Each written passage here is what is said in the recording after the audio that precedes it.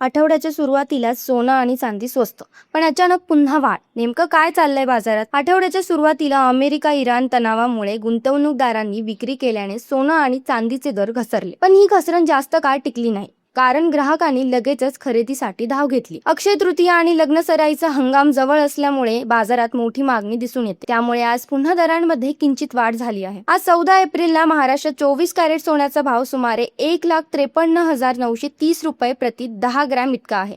तर दिल्लीत हा दर 1,54,080 रुपयांपर्यंत पोहोचलाय. महत्वाची गोष्ट म्हणजे उच्चांकाच्या तुलनेत अजूनही सोनं सुमारे 26,000 स्वस्त आहे. MCX वरही काल सोनं 1,51,983 रुपये प्रति 10 ग्रॅमवर बंद झालं. चांदीबाबत बोलायचं झालं तर ती अजूनही तिच्या उच्चांकापेक्षा तब्बल 1,65 ते 1,80 लाखांनी स्वस्त आहे. सण आणि लग्नसराईच्या पार्श्वभूमीवर ग्राहकांसाठी ही मोठी संधी असू शकते. तुम्ही सोनं खरेदी करणार का? कमेंटमध्ये नक्की सांगा.